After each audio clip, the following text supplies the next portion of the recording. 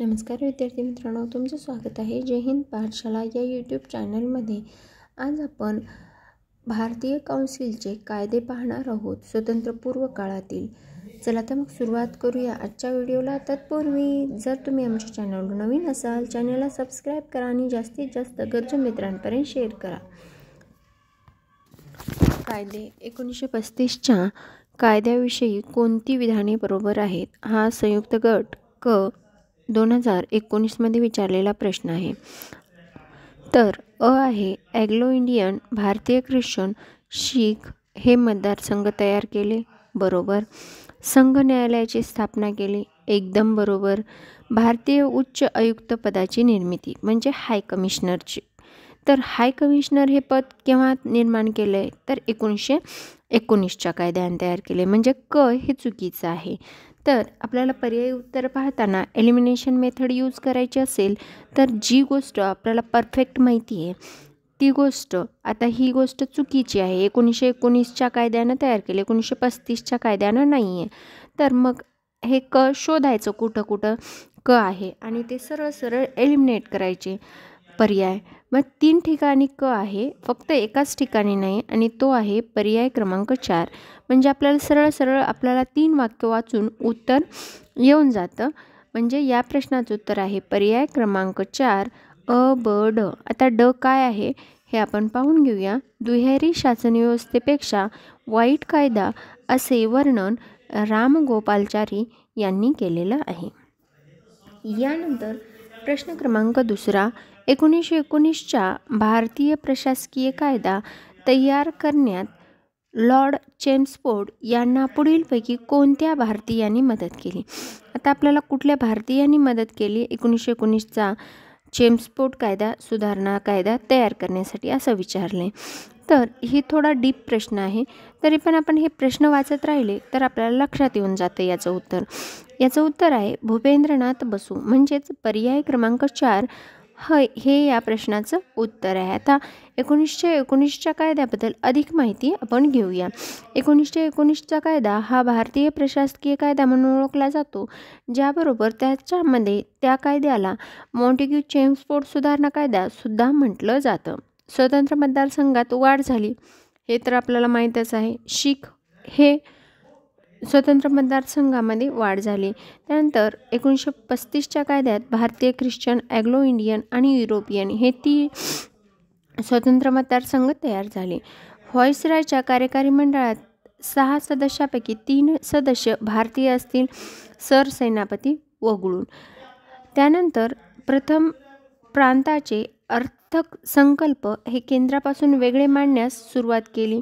त्यानंतर दर 10 वर्षांनी वैधानिक आयोग स्थापन करण्याची तरतूद केली, पण 2 वर्ष अगोदरच दर 10 वर्षांनी स्थापन करायचा होता, पण 2 वर्ष अगोदरच सायमन कमिशन आलं होतं 1927चं, त्याला सर्वांनी विरोध केलेला होता, बरोबर। सायमन कमिशन हे 1919च्या कायद्यावर म्हणजे त्याच्या तरतुदी व्यवस्थित आहेत का ते कसं आहे पाहण्यासाठी आलेलं होतं। त्यामधली दुसरी तरतूद अशी होती की मर्यादित मताधिकार, आता मालमत्ता, शिक्षण या आधारावर मताधिकार देण्यात आला होता। त्यानंतर लोकसेवा आयोगाची स्थापनाची तरतूदसुद्धा 1919च्या कायद्याने केलेली होती, जी की ली कमिशनच्या शिफारशीनुसार 1926ला लागू झाली होती। हा कायदा आपण पहिलेच सांगितलं भूपेंद्रनाथ बसू यांनी तयार करण्यास मदत केली। मग या कायद्याबद्दल लोकमान्य टिळकांनी केसरीमध्ये एक लेखसुद्धा लिहिला होता, ज्या लेखाचं नाव होतं जनाब दिल्ली तो बहुत दूर है।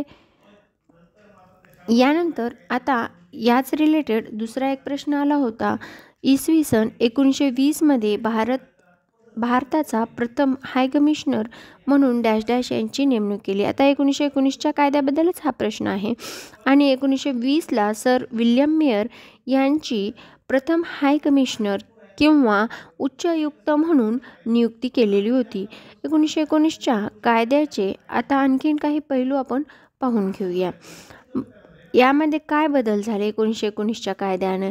महत्त्वाचा बदल म्हणजे भारत मंत्र्याची कामकाज विभागणी केली, ज्यामध्ये भारत मंत्र्याकडे भारतविषयक प्रशासकीय व राजकीय कामकाज भारत मंत्र्याने इंडियन काउन्सिलच्या सल्ल्याने करावे असं सांगितलेलं आहे. त्यानंतर नवीन पद निर्माण केलं, हाय कमिशनर, ज्याला आपण भारतीय उच्चायुक्त मराठीत म्हणू शकतो. हे हाय कमिशनरचा पगार आपल्या भारतीय तिजोरीतून द्यायला सुरुवात केला आणि जो भारत मंत्री हे पद होतं, त्याचा पगार हा ब्रिटनच्या तिजोरीतून दिला जाऊ लागला. त्यानंतर आता नवीन पद निर्माण झालं, मग त्याच्यात काय काय ॲडिशनल पॉईंट झाले, तर भारत सरकारला जे काही साहित्य लागणार होतं ते खरेदी करणं हाय कमिशनरचं काम होतं. त्यानंतर इंग्लंडमधील भारतीय विद्यार्थ्यांच्या सोयीकडे लक्ष पुरविणं. त्यानंतर भारतीय व्यापार आयुक्तावर देखरेख ठेवत होता. त्यानंतर हाय कमिशनने लंडनमध्ये भारताच्या व्हाईसरॉयच्या प्रतिनिधी म्हणून काम करायचे होते. त्यात सर्व खर्च भारताच्या तिजोरीतून केला जाणार होता. त्याचं कार्यालयासहित हा खर्च भारतीय तिजोरीतून केला जात होता. मग भारत सरकारच्या हाय कमिशनची नियुक्ती कोण करणार होतं, तर भारत सरकार करणार होतं. त्यांचा कार्यकाळ 6 वर्ष आणि आपण प्रश्नामध्ये पाहिल्याप्रमाणे सर विल्यम मेयर हे त्याचे पहिले हाय कमिशनर किंवा फर्स्ट हाय कमिशनर सर विल्यम मेयर 1920 झालेले होते. आता 1920च्या कायद्यामध्ये झालेले बदल नेमके कोणते लक्षात ठेवायचे यावर थोडासा प्रकाश आपण टाकूया. इंग्लंडमधील बदल 1793 पासून भारत मंत्र्याचा पगार हा भारताच्या तिजोरीतून दिला जात होता, बरोबर. आता तो कुठून दिला जाऊ लागला, ब्रिटनच्या तिजोरीतून. आणि हाय कमिशनर हे नवीन पद निर्माण केलं, पण त्याचा पगार कुठून दिला जाऊ लागला, तर भारत सरकारच्या तिजोरीतून. भारत मंत्र्याचे केंद्र सरकारवरील नियंत्रण जसेच्या तसे ठेवले. त्यानंतर भारत सरकारमध्ये आता आणखीन काय बदल झाले, हे तर इंग्लंडमधले बदल झाले, पण भारत सरकारमध्ये काय बदल झाले, तर भारत सरकारमध्ये केंद्र स्तरावर द्विकेंद्रीय मंडळ स्थापन करण्यात आलं, ज्यामध्ये राज्यसभा आणि कनिष्ठ सभागृह, जसं आज आपण लोकसभा आणि राज्यसभा म्हणतो त्याचप्रमाणे राज्यसभेचे सदस्य होते 60 आणि कनिष्ठ सभागृहाचे सदस्य होते 145. कालावधी राज्यसभेचा 5 वर्ष होता आणि कनिष्ठ सभागृहाचा 3 वर्ष होता. प्रांतिक स्तरावर द्विशासन किंवा दुहेरी शासन स्थापन झालं. त्यामध्ये राखीव विषय आणि सोपी विषय असे 2 द्विशासन तयार केलं. त्यानंतर शेषाधिकार हे केंद्राकडे असतील. त्यानंतर 1935च्या कायद्याने ते शेषाधिकार गव्हर्नरकडे दिले. त्यानंतर 1919च्या कायद्याची चौकशी करण्यासाठी मुडीमन समिती स्थापन करण्यात आली आणि यांनी अहवाल 1935ला दिला. 1902 इम्पेरियल लेजिस्लेटिव्ह काउन्सिलचे लोकनियुक्त सभासद म्हणून गोपाळकृष्ण गोखले हे होते. त्याचबरोबर 1925च्या केंद्रीय कार्यकारी मंडळाचे सभापती विठ्ठलभाई पटेल होते. या प्रत्येक पॉईंटवर एक ना एक प्रश्न आलेला आहे, त्यामुळं हे जितके वेळा रिवाइज करता येईल तितके वेळा रिवाइज करा, त्यामुळं तुमचे प्रश्न परीक्षेत आलेले सुटतील. हा झाला पूर्ण 1919चा कायदा.